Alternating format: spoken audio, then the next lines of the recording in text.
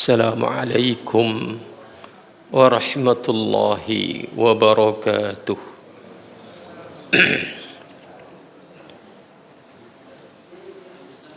Innal hamdalillah nahmaduhu wa nasta'inuhu wa nastaghfiruh wa na'udzu billahi min syururi anfusina wa min sayyiati a'malina man yahdihillahu fala mudilla lahu wa man yudlil fala hadiya lahu. Ashhadu an la ilaha illallah wahdahu la syarika lah wa ashhadu anna Muhammadan abduhu wa rasuluh. Allahumma salli wa sallim ala Muhammadin wa ala alihi wa ashabihi wa man tabi'ahum bi ihsanin ila yaumiddin. Amma ba'du, fa inna asdaqal hadith kitabullah wa khairal hadyi hadyu Muhammadin sallallahu alaihi wasallam wa syarrul umuri muhdatsatuha wa kullu muhdatsatin bid'ah wa kullu bid'atin dhalalah wa kullu dhalalatin finnar. Saudara-saudaraku, para bapak, para ibu, hadirin hadirat, ikhwatal iman yang saya muliakan, a'azzani Allah wa iyyakum. Alhamdulillah, kita panjatkan puji syukur kehadirat Allah Subhanahu wa taala atas segala nikmat yang telah Allah karuniakan kepada kita semua. Selanjutnya salawat dan salam kita mohonkan kepada Allah Subhanahu wa taala agar senantiasa dilimpahkan dan dicurahkan kepada junjungan kita Rasulullah Nabi Muhammad sallallahu alaihi wasallam beserta keluarga beliau, para sahabat beliau, dan orang-orang yang mengikuti mereka dengan baik sampai hari kiamat nanti. Saudara-saudaraku, para bapak, para ibu, ikhwatal iman, hadani Allah wa iyyakum. Kita kembali bersama Mukhtasar Jami'il Ulumi wal Hikam karya Al-Imam Ibn Rajab Al-Hambali rahimahullah. Dan pada pertemuan kali ini kita masih berada di halaman 14. Bagi antum yang pegang kitab, kita berada di halaman 14. Wa qad dzakarallahu ya. Baik. Bismillahirrahmanirrahim. Qala al-musannifu rahimahullah. Penyusun kitab ini rahimahullah telah berkata, kata beliau, wa qad dzakarallahu fi kitabihi, dan sungguh telah menyebutkan, Allah telah menyebutkan fi kitabihi, di dalam kitabnya. Menyebutkan apa? Al-imana, menyebutkan tentang iman. Bihadhil usulil khamsah, menyebutkan 5 dasar ini. Fi mawadhi'a, di dalam banyak tempat di dalam Al-Quran.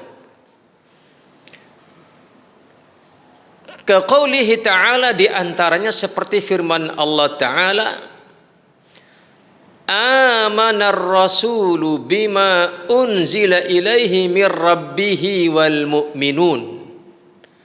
amana telah beriman, ar-rasulu seorang rasul, atau amana telah beriman ar-rasulu rasul bima unzila dengan apa yang telah diturunkan ilaihi kepadanya min rabbih dari Rabbnya, wal mu'minun dan juga orang-orang yang beriman telah beriman terhadap apa yang diturunkan kepada rasulnya itu.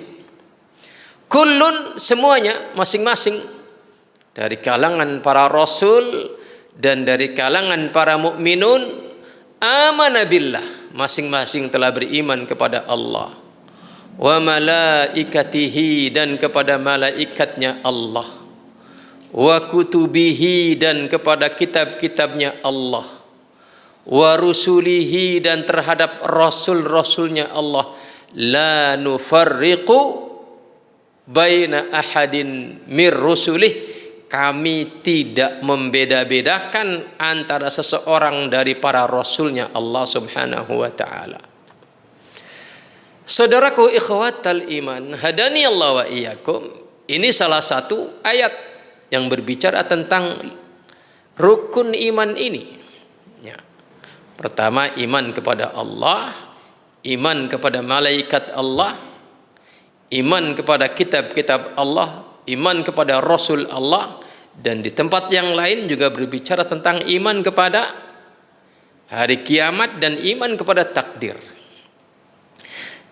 Sebelum saya melanjutkan apa yang dikatakan oleh Al-Imam Ibnu Rajab dalam kitabnya ini, saya ingin menyampaikan apa yang saya baca dari literasi yang lain, bahwasannya didahulukannya iman kepada malaikat ini, urutan-urutan ini adalah bukan urutan keutamaan, tetapi urutan ini adalah urutan kronologis.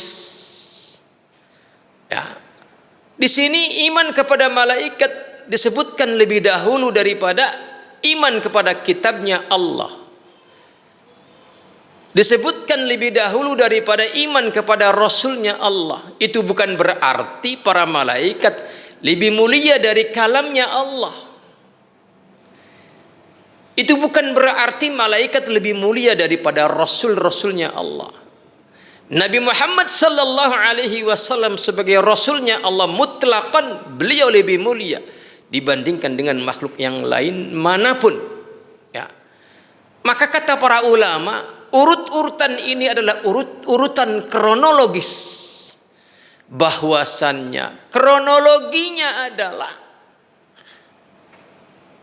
kitab-kitab suci itu sampai kepada Rasul adalah melalui apa?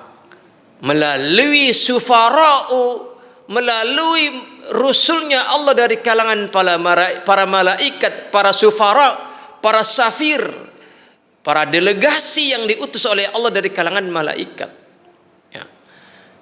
Dan kemudian iman kepada kitab Allah, dan kitab Allah itu sampai kepada Rasul adalah melalui siapa? Malaikat, yaitu malaikat Jibril yang terutama. Saudaraku ikhwatal iman, hadani Allah wa iyyakum. Kata Al-Imam Ibnu Rajab, wal imanu birrusuli, iman kita terhadap para rusul itu yalzamu minhu, berkonsekuensi, melazimkan dari iman itu adalah al-imanu bi jami'i ma akhbaru bihi. Konsekuensi kita beriman kepada Rasul-Rasul Allah adalah konsekuensinya apa? Mengimani terhadap seluruh apa yang telah dikabarkan oleh para Rasul. Minal malaikati, tentang kabar adanya malaikat yang dikabarkan oleh para Rasul. Yang juga beriman kepada adanya nabi-nabi sebelum Nabi Muhammad yang telah dikabarkan oleh Nabi Muhammad, dan juga mengimani kepada kitab-kitab yang telah diturunkan sebelumnya, dan ini juga dikabarkan oleh Rasul. Wal ba'ats, adanya hari kebangkitan, wal qadari, adanya takdir.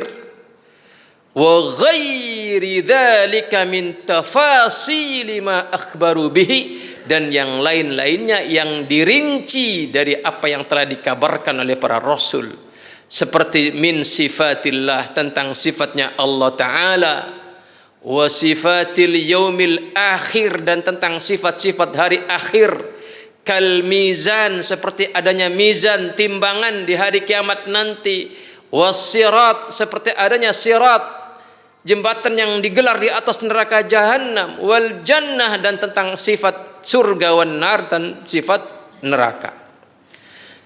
Saudaraku ikhwatal iman, hadani Allah wa iyyakum. Satu hal yang perlu disampaikan adalah bahwa beriman kepada kitab-kitab suci Allah yang pernah diturunkan, maka harus dirinci. Bahwasanya keimanan yang menuntut dan berkonsekuensi mengamalkan kitab suci itu adalah terhadap keimanan kepada Al-Quran. Sedangkan terhadap kitab-kitab suci yang dahulu, maka seperti apa yang tersirat dari dialog Rasulullah sallallahu alaihi wasallam ketika sahabatnya yang mulia Umar bin Khattab radhiyallahu anhu menemukan sahifatut Taurat. Umar bin Khattab dengan bangganya memperlihatkan kepada Nabi Muhammad, "Ya Rasulullah," kata beliau, "lihat sahifat Taurat ini, banyak sekali ajaran-ajaran yang indah dan bersesuaian dengan ajaran engkau." Maka apa kata Rasulullah? Beliau mengatakan, "Wallahi law kana Musa hayyan baina adhhurina ma wasi'ahu illa an yattabi'ani."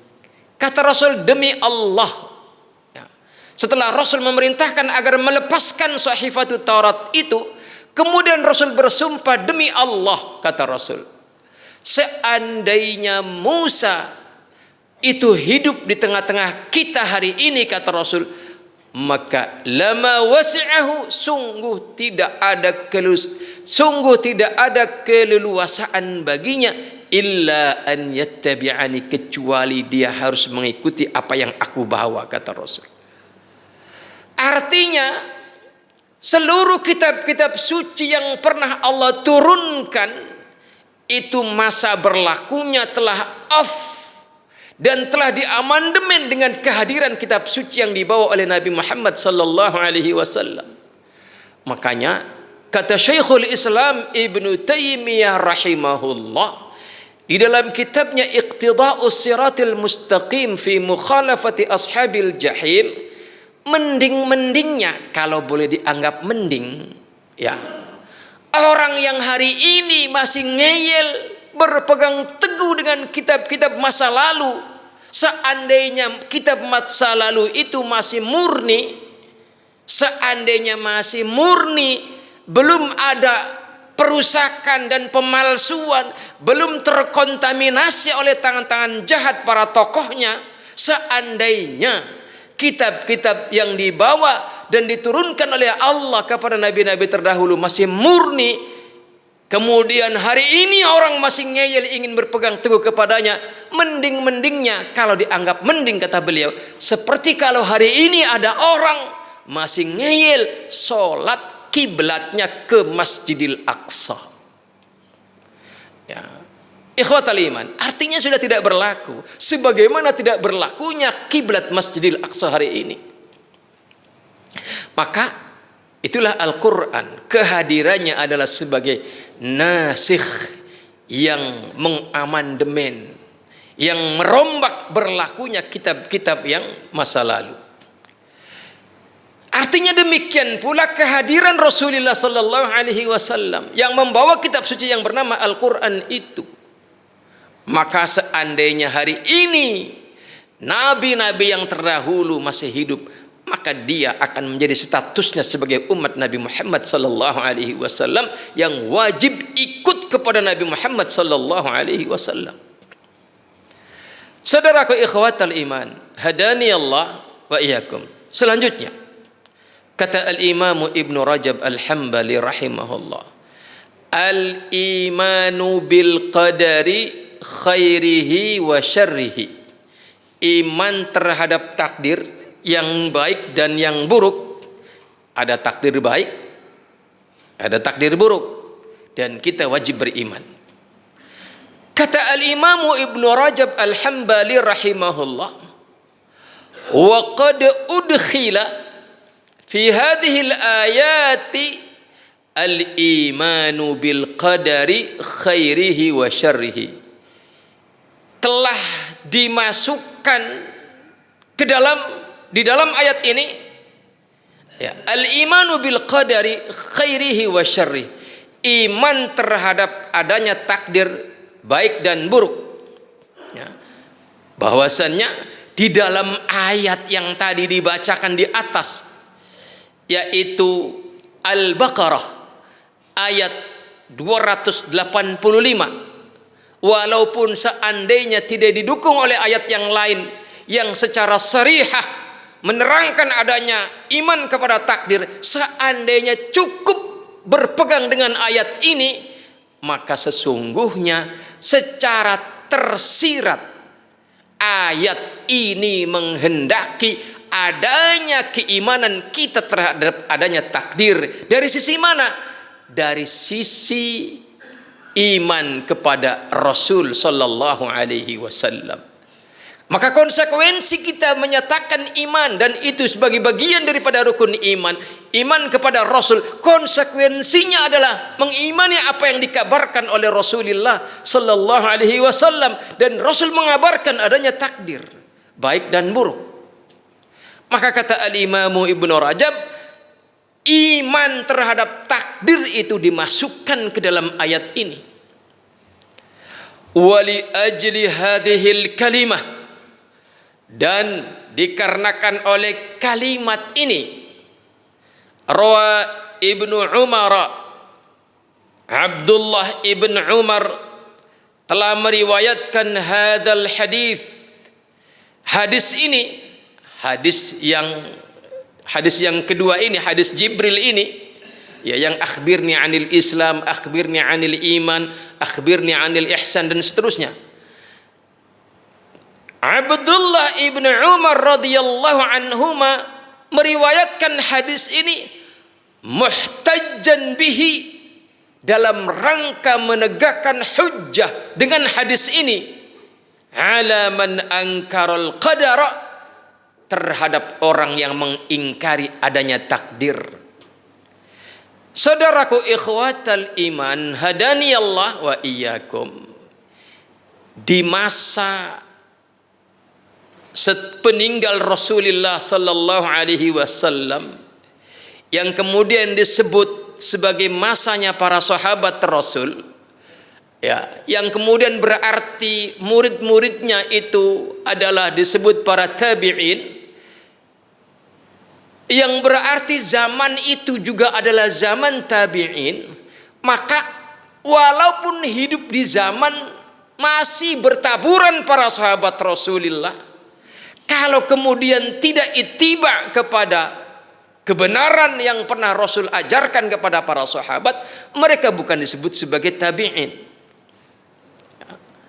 Maka di sini Al-Imam Abdullah ibn Umar radhiyallahu anhu, ketika beliau kedatangan jamaah ibadah haji dari Basrah ya, ini kronologinya.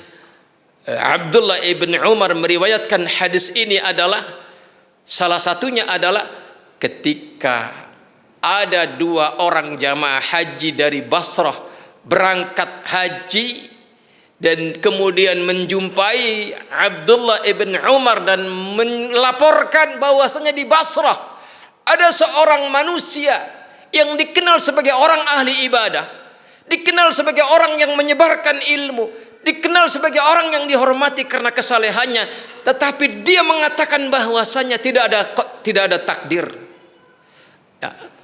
Maka rawa Ibnu Umar radhiyallahu anhuma hadzal hadis muhtajjan bihi ala man ankara al-qadar, terhadap orang yang mengingkari takdir. Ketika itu Abdullah ibn Umar mengatakan kepada dua orang dari Basra ini, beliau mengatakan, nanti kalau kamu ketemu dia, katakan aku berlepas diri daripadanya dan dia lepas diri daripada aku. Karena kata beliau, seandainya dia memiliki emas segede gunung Uhud, kemudian dia infakkan di jalan Allah, sementara dia tidak beriman kepada adanya takdir, maka tidak akan diterima amal yang besar itu. Ini kronologinya. Kemudian Abdullah ibn Umar meriwayatkan hadis ini dari jalur ayahnya Umar bin Khattab tentang hadis Jibril ini. Saudaraku ikhwatal iman, wali ajli hadhil kalimah rawa Ibnu Umar hadzal hadis muhtajjan bihi ala man ankara al-qadara wa za'ama, dan orang yang ingkar kepada takdir ini meyakini annal amra unufun, dia mengira kejadian apapun di dunia ini adalah unufun. Apa itu unufun? Yakni annahu musta'nafun, yakni kejadian yang serta-merta lam yasbiq bihi sabiqu qadarin minallahi azza wa jal, yakni menganggap kejadian di alam raya ini adalah tidak atas takdir dan tidak atas pengetahuan dari Allah Subhanahu wa taala. Inilah yang dikatakan oleh pencetusnya yang bernama tokoh dari Basrah tadi, yang dilaporkan oleh dua orang manusia dari Basrah kepada Ibnu Umar, ya, bahwasannya dia mengajarkan demikian, dia mengingkari adanya takdir. Maka kata Abdullah ibn Umar, katakan aku berlepas diri daripadanya dan dia lepas diri daripada aku. Dan seandainya dia berinfak di jalan Allah dengan emas segede gunung Uhud, maka tidak akan diterima infaknya selagi dia tidak mengimani kepada adanya takdir ini. Wa qad ghalladha Ibnu Umar alaihim, bahkan Ibnu Umar ini telah bersikap keras terhadap mereka. Wa tabarra'a minhum, dan dia berlepas diri dari mereka. Wa akhbara, dan beliau mengabarkan annahu la tuqbalu minhum a'maluhum, beliau mengabarkan bahwasanya tidak akan diterima amal mereka bidunil imani bil qadari, jika mereka tidak memiliki iman kepada adanya takdir. Saudaraku ikhwatal iman, hadani Allah wa iyyakum. Selanjutnya kata al-Imam Ibnu Rajab, fa in qila, jika ada yang mengatakan faqad farraqa an-nabiyyu sallallahu alaihi wasallam fi hadzal hadithi bainal Islam wal iman, jika ada yang mengatakan di dalam hadis Jibril ini Nabi telah membedakan antara Islam dan iman, sehingga ketika itu Jibril bertanya, akhbirni anil Islam, Nabi menjawab, Islam itu adalah semuanya tadi, syahadat an la ilaha illallah wa anna Muhammadan abduhu wa rasuluh, dan seterusnya, bersifat amalan-amalan lahiriah. Dan juga kemudian akhbirni anil iman, dan dijelaskan iman itu adalah antu'mina billah, dan seterusnya sampai terakhir, semuanya adalah amalan-amalan batiniah. Nabi dalam hadis Jibril ini membedakan antara Islam dan iman. Wa ja'alal a'mala, dan Nabi dalam hadis Jibril ini menjadikan amal-amal kullaha minal Islam, semuanya adalah Islam. La minal iman, tidak dari iman. Kalau semata melihat hadis ini, ya, maka jika ada yang mengatakan bahwasanya Nabi membedakan antara Islam dan iman, maka kata al-Imam Ibnu Rajab al-Hambali, kita kembali memahami agama ini adalah dari para ahlinya, karena agama ini adalah agama yang telah diwariskan dari satu generasi ke generasi berikutnya. Dan sebaik-baik generasi itu adalah generasi para salaf yang saleh. Dan kata al-Imam Ibnu Rajab al-Hambali, wal masyhuru 'anis salaf, wa ahli hadis yang masyhur dari apa yang dipegangi oleh para salaf dan dipegangi oleh para ahli hadis adalah bahwasannya annal imana, yang namanya iman itu adalah mencakup qaulun wa amalun wa niyatun, ucapan baik lahiriah maupun batiniah, wa amalun, dan amalan lahiriah maupun batiniah, wa niyatun, dan niat, itu artinya amalan batin. Inilah yang masyhur dari kalangan para salaf, dan inilah yang dipahami oleh para salaf yang saleh tentang agama ini, bahwasanya iman itu mencakup lahiriah juga mencakup batiniah, tidak hanya batiniah. Wa annal a'mala kullaha dakhilatun fi musammal iman, dan bahwasanya yang masyhur dari kalangan para salaf dan ahlul hadis, amalan-amalan lahiriah itu juga masuk ke dalam apa yang disebut sebagai iman. Artinya saling menunjukkan. Wa haka asy-Syafi'i, bahkan al-Imam asy-Syafi'i rahimahullah menghikayatkan ala dzalika, atas apa yang dipegangi oleh al-masyhur dari kalangan para salaf dan ahli hadis, menghikayatkan adanya ijma'us sahabah wa tabi'in, dan ijma'nya para tabi'in, wa man ba'dahum, dan generasi berikutnya, mimman adrakahum, dari generasi yang ditemui oleh al-Imam asy-Syafi'i rahimahullah. Dan ijma' itu Pak Bu adalah aqwal adillah, paling kuat-kuatnya dalil di dalam agama Islam itu adalah ijma'. Apalagi itu ijma'us sahabah, apalagi kemudian ijma'ut tabi'in. Dan ijma' satu generasi tidak bisa dibatalkan oleh generasi berikutnya. Ijma'us sahabah tidak bisa dibatalkan oleh generasi berikutnya. Dan ijma' itu adalah aqwal adillah, paling kuat-kuatnya dalil. Kenapa? Karena tidaklah sebuah ijma' itu tegak, kesepakatan bulat itu tegak, kecuali adanya dalil dari Quran dan Sunnah yang tidak diperselisihkan makna dan pemahamannya. Berbeda dengan kalau dalil dari ayat tetapi tidak ijma'.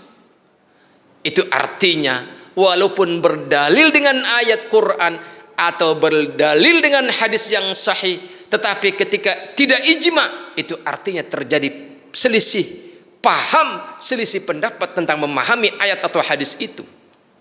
Maka dalil, sekuat-kuat dalil adalah ijma'. Dan kata al-Imam asy-Syafi'i rahimahullah, ijma'us sahabah, ijma'ut tabi'in, dan ijma' generasi berikutnya mengatakan bahwa iman itu mengcover atau iman itu mencakup qaulun wa amalun wa niyatun, lahir batin, tidak hanya amalan lahiriah. Wa ankaras salafu, dan para salaf telah mengingkari ala man akhrajal a'mala 'anil iman, terhadap orang yang mengeluarkan amalan dari wilayah keimanan, ingkaron syadidan, dengan pengingkaran yang sangat keras. Ketika ada orang yang memilah bahwasanya amalan itu tidak masuk ke dalam wilayah iman, maka para salaf mengingkarinya dengan pengingkaran yang sangat keras. Wa qala al-Thawri, al-Imam al-Thawri rahimahullah berkata, huwa ra'yun muhdats, yang menganggap amalan itu tidak bagian daripada iman, itu adalah pendapat yang baru, ya, yang tidak dikenal oleh generasi sebelumnya. Adrakna nasa ala ghairih, aku mendapati generasi dari kalangan para sahabat itu tidak di atas pendapat seperti itu. Artinya Al-Imamu Al-Thawri berhujjah dengan fakta. Guru-gurunya dari kalangan para sahabat tidak berpendapat seperti itu.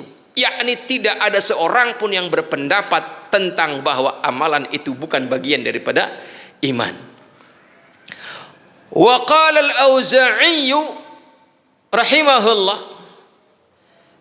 kata al-Imam al-Auza'i, beliau berkata, kana man madha mimman salaf, adalah orang-orang yang telah lalu dari kalangan generasi salaf, la yufarriquna bainal imani wal amal, mereka tidak membedakan antara iman dan amal. Wa kataba Umar ibnu Abdul Aziz, Umar bin Abdul Aziz menulis sebuah surat ila ahlil amsar. Amma ba'du, kata beliau dalam sebuah tulisannya itu, kata beliau, fa inna lil imani fara'idha wa syara'i'a wa hududan wa sunanan. Sesungguhnya bagi iman itu ada fardu-fardu, ada syariat-syariat, wa hududan, ada had-had, sanksi-sanksi, wa sunanan, dan ada sunnah-sunnah. Faman istakmalaha, maka barang siapa yang menyempurnakannya, menyempurnakan faraidnya, yang fardu-fardunya, amalan-amalan yang fardu, wa syara'i'a, dan amalan-amalan yang disyariatkan, wa hududan, dan menegakkan had-had, sanksi-sanksi atas pelanggaran, wa sunanan, dan menegakkan sunnah-sunnah, maka barang siapa yang telah menyempurnakannya, istakmalal iman, dia telah menyempurnakan iman. Artinya amalan fardu, amalan yang disyariatkan, menegakkan had dan menegakkan sunnah adalah bagian daripada iman. Maka barang siapa yang telah menyempurnakan semua itu tadi, maka dia telah menyempurnakan iman.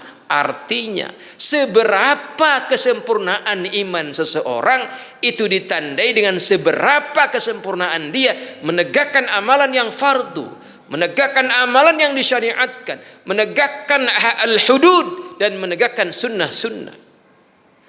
Wa man lam yastakmilha, dan barang siapa yang tidak menyempurnakannya, lam yastakmil al-imana, maka dia tidak atau belum sempurna imannya. Ini menjelaskan berarti amalan itu adalah tanda adanya iman. Qila, dikatakan, al-amru ala ma dzakarahu, perkaranya adalah persis seperti apa yang dikatakan oleh al-Imam Umar ibn Abdul Aziz. Ya. Artinya berarti kalau belum melaksanakan konsekuensi iman, itu artinya belum iman. Ya, walaupun dia menyatakan Islam. Makanya ketika Allah menjelaskan dalam Al-Quran surat Al-Hujurat ayat 14, Allah berfirman, qalatil a'rabu amanna, orang-orang Arab Badui berikrar, mengklaim dengan mengatakan amanna, kami telah beriman. Kata Allah, qul, katakan olehmu wahai Muhammad, lam tu'minu, kalian belum beriman, walakin qulu aslamna, tetapi katakanlah oleh kalian wahai orang-orang Arab, aslamna, kami telah Islam, kami telah tunduk. Ini dikatakan oleh Syekh Nasir As-Sa'di rahimahullah di dalam kitab tafsirnya, bahwasanya kronologi ayat ini turun adalah ketika orang-orang Arab Badui menyatakan masuk Islam di zaman Rasulullah sallallahu alaihi wasallam, tetapi mereka tidak membekali diri dengan ilmu sedikit pun tentang Islam.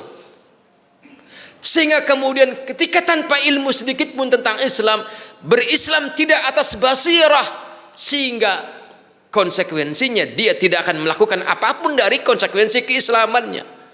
Inilah kronologinya. Kemudian Allah mengatakan belum diakui keimanan mereka. Artinya berarti keimanan itu konsekuensinya adalah beramal. Maka al-amru ala ma dzakarahu, perkaranya adalah persis seperti apa yang dikatakan oleh Umar bin Abdul Aziz, bahwasannya konsekuensi beriman itu ada faraid, ada syara'i', ada hudud, ada sunan-sunan yang harus ditegakkan. Siapa yang sempurna menegakkan semua itu, maka dialah yang sempurna imannya. Seberapa kesempurnaan keimanan seseorang terindikasi dengan seberapa kesempurnaan dia di dalam menegakkan faraid, syara'i', hudud dan sunan. Wa qad dalla ala dukhulil a'mal fil iman, telah menunjukkan atas masuknya amalan di dalam iman adalah qauluhu ta'ala, firman Allah ta'ala, wa qad dalla ala dukhulil imani fil iman, apa qauluhu ta'ala, firman Allah ta'ala, innamal mu'minuna alladzina idza dzukirallahu wajilat qulubuhum, sesungguhnya hanyalah orang-orang yang beriman itu adalah alladzina, orang-orang yang idza dzukirallah, apabila disebutkan Allah, wajilat qulubuhum, maka bergetarlah hati mereka. Wa idza tuliyat alaihim ayatuhu, dan apabila dibacakan kepada mereka ayat-ayat Allah, zadatuhum imana, maka bertambahlah iman mereka.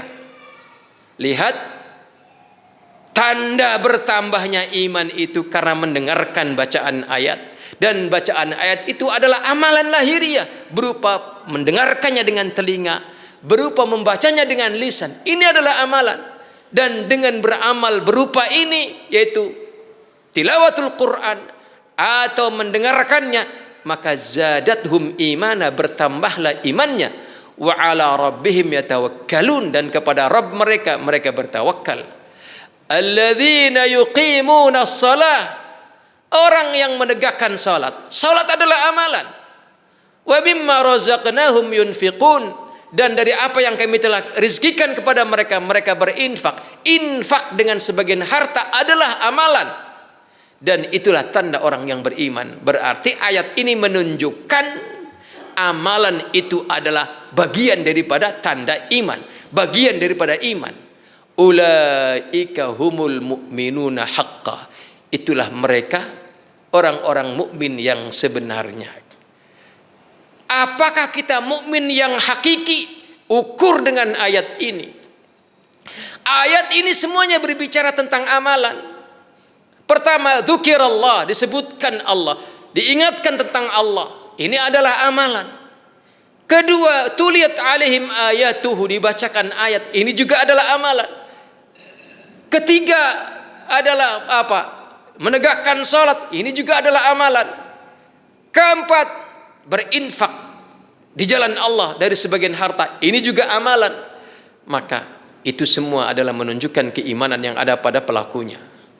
Wa an Ibni Abbas radhiyallahu anhu anna an-nabiy sallallahu alaihi wasallam, bahwa Nabi Muhammad sallallahu alaihi wasallam qala, telah bersabda, li wufdi Abdul Qais, terhadap utusan Abdul Qais.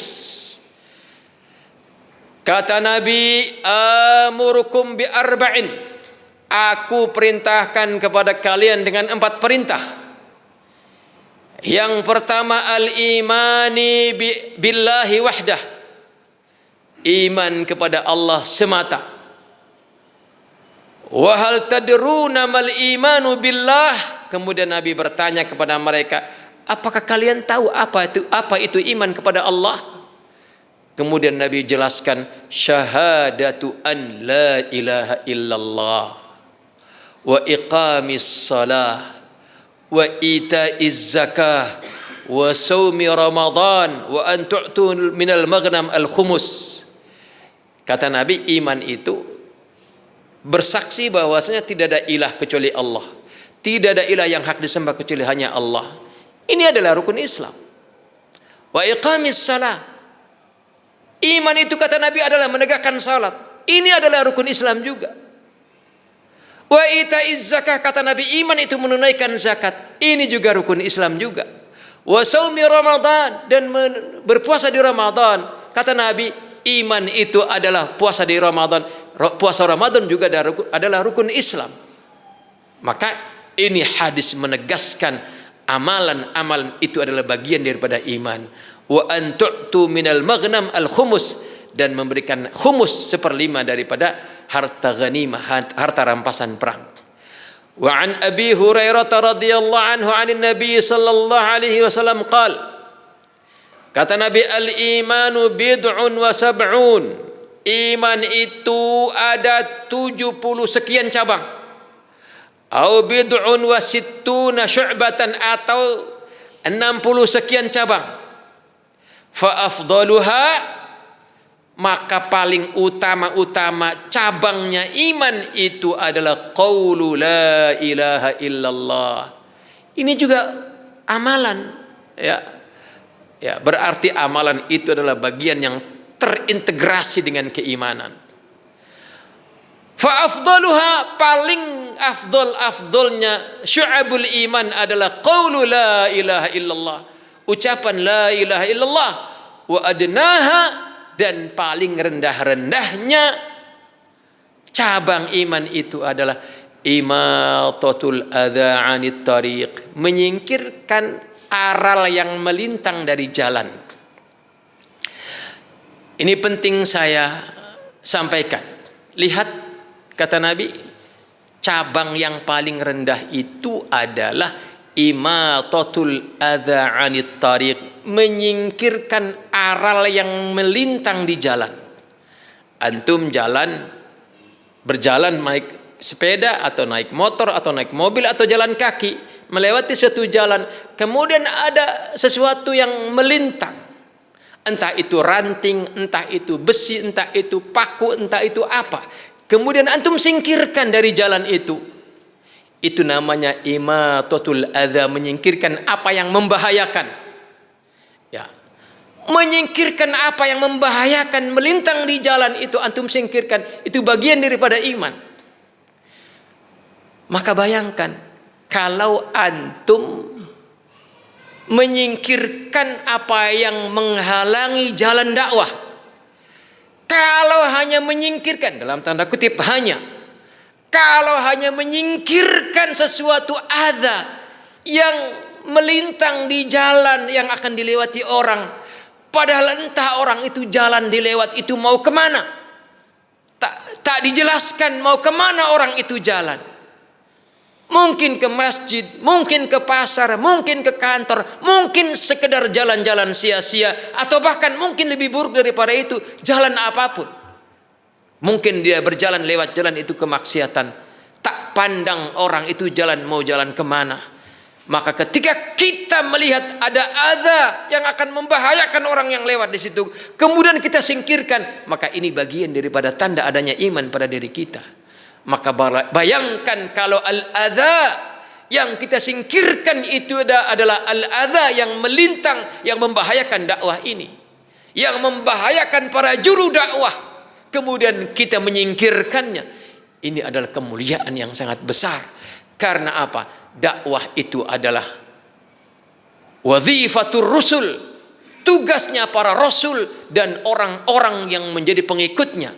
Kemudian kita membackupnya. Maka ini adalah sebuah kemuliaan yang besar. Fa afdaluha qaulu la ilaha illallah wa adnaha imatatul adza 'anit tariq, menyingkirkan al-adza, apa yang berbahaya dari jalan. Wal haya'u syu'batun minal iman, dan rasa malu itu adalah satu cabang dari cabang iman. Ini semuanya adalah apa? Amalan. Ya. La ilaha illallah adalah amalan. Imatatul adza adalah amalan. Ya. Al-haya, rasa malu juga adalah amalan. Maka dia semua itu adalah bagian daripada iman. Wa anhu radhiyallahu anhu aidan 'anil nabi sallallahu alaihi wasallam, dari Abi Hurairah dari Nabi sallallahu alaihi wasallam qala, Nabi bersabda, la yazni zani hina yazni wa huwa mu'min, tidaklah berzina seorang penzina saat berzina dan dia mukmin. Ya, artinya berarti kemaksiatan itu adalah perusak iman. Maka tidaklah orang yang beriman, tidaklah berzina seseorang itu saat berzina dan dia beriman.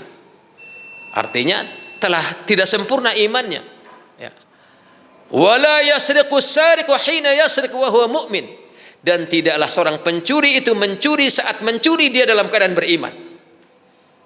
Artinya orang-orang yang mencuri itu imannya sedang merosot, ya, tidak sempurna. Berarti kebalikan amal soleh itu adalah merusak keimanan. Ingat, hadis ini bukan menyatakan orang yang berzina, ya, orang muslim, orang mukmin berzina itu kafir, bukan. Orang mukmin mencuri itu jadi kafir, bukan. Tetapi maksudnya adalah apa? Imannya menjadi berkurang, imannya menjadi tidak sempurna. Wala yashrabul khamra hina yashrabuha wa huwa mu'min. Dan tidaklah seseorang itu menenggak khamar saat menenggaknya dan dia dalam keadaan mukmin. Ini artinya adalah amalan. Falaula, kata al-Imam Ibnu Rajab, falaula anna tarka hadhil kabair min musammal iman.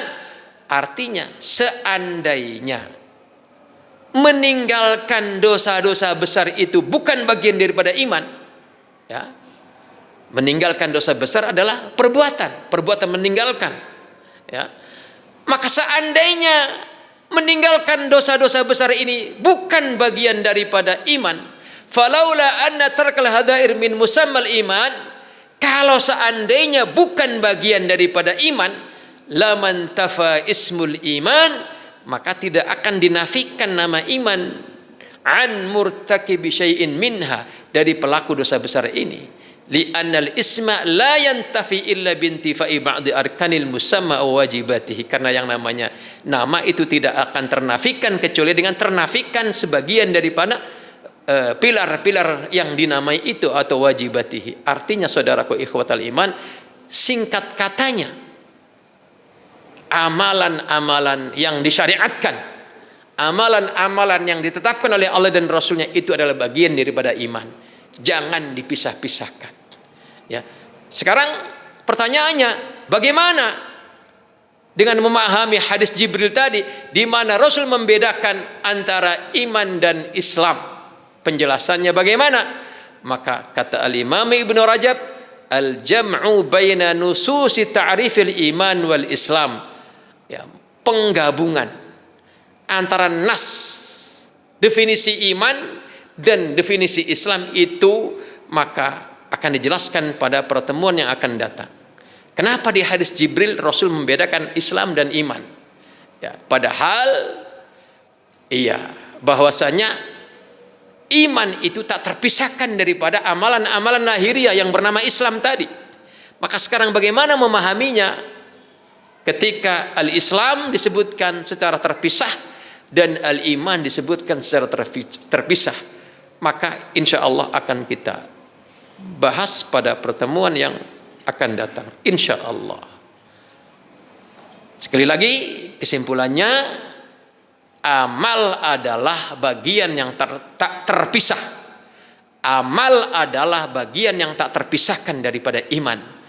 Adapun bahwasanya dalam hadis Jibril ini al-Islam disebutkan secara tersendiri, al-iman disebutkan secara tersendiri, maka penjelasannya akan disebutkan pada pertemuan yang akan datang insya Allah.